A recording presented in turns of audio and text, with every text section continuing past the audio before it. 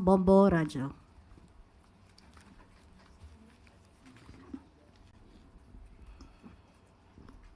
Yusek, good afternoon. Yusek, nagpahayag po ng pagkaalarma ang ilang world leaders kasunod ng naging aksyon ng US na pagbomba po sa tatlong nuclear sites ng Iran.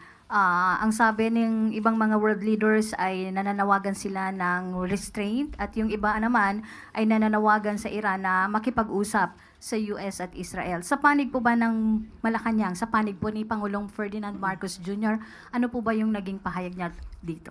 Opo, ramdam po ng Pangulo, ramdam po ng gobyerno ang alalahanin ng mga leaders ng iba't ibang bansa dahil sa umiinit at tensyon sa rehiyon.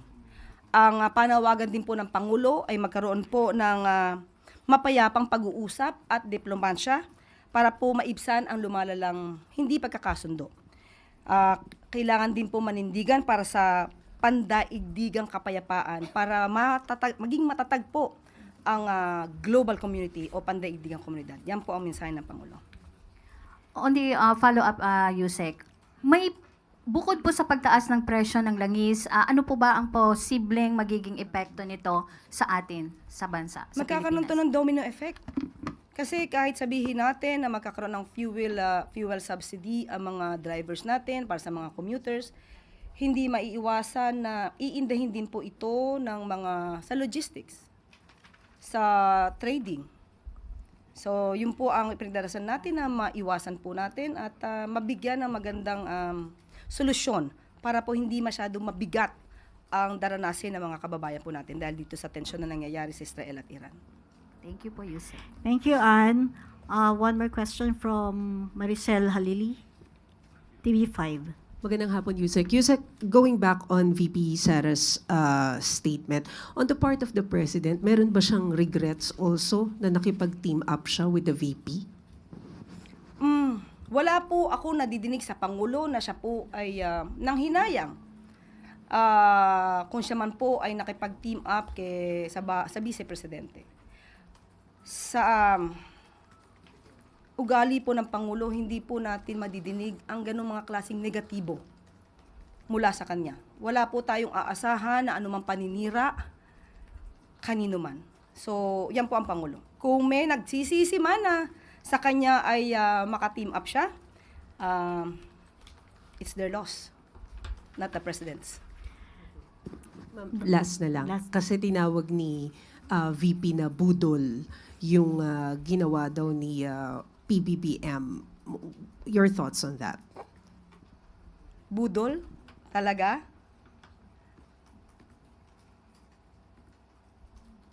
Hindi ko alam kung sino ba ang budol. Hindi natin alam kung sino ba ang bubudol. Sa panahon, sa nakikita po natin na pagtatrabaho ng Pangulo, sa pag-uutos sa amin na focus sa trabaho at hindi pamumulitika, sino ba talaga ang bubudol? Last question po from Mr. Ivan Mirina, GMA7. Ma'am, still on the tension in the situation in the Middle East. May mga pangamba po ang marami, lalo kalat sa social media, ito na raw ang World War III, etc. Maraming mga ganyang impormasyong umiikot. What does the President want to tell the Filipino people about what to brace for and the actual situation? Ano ho bang kailangan natin pag-ingatan dito at anong kailangan isipin ng mga tao sa gitna po ng nangyayaring ito? Una-una, ang gustong iparating ng Pangulo, handa po tayo sa anumang mangyayari at lahat po ng pangangailangan ng taong bayan ay tutugunan po ng pamahalaan. At wag po sila mag-alala dahil ang gobyerno po ngayon ay nagtatrabaho para sa ating lahat. Wala na pong katanungan, Yusek. Bago pala po tayo magtapos, hindi ko po nasagot yata yung tungkol sa San Juanico Bridge. Okay. Dalawa kasi napagsabay. Okay. Sabi nga natin, nakakaalarma ang kakulangan sa kaalaman. Nagiging sanhi ito ng kasinungalingan. Tandaan mo natin, ang San Juanico Bridge, ito po ay simbolo ng kagandahan at engineering capabilities nung panahon, nung 1973. Siguro karamihan sa inyo, karamihan sa atin, hindi pa pinapanganak. Pero hanggang ngayon, nakatatag pa rin, nandiyan pa rin, ang San Juanico Bridge ay kailangan lamang ang rehabilitation. At tandaan po natin, hindi po sa sukat o haba or iksi o haba ng tulay, masasabi mo na ang isang tulay ay dapat gawing tourist spot. Tandaan natin, ang San Juanico Bridge ay mayroong 2.16 kilometers na haba. Ang Golden Gate ay mayroong 2.7 kilometers. Pero ang Golden Gate sa San Francisco ay tourist spot.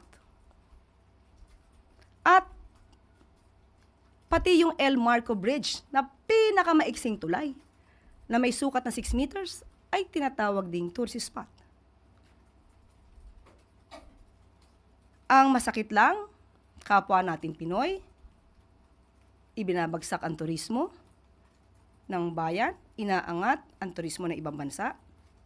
Samantalang ang Pangulo kagagaling lamang sa Japan para palakasin ang turismo ng ating bansa. Maraming salamat, Yusek Claire.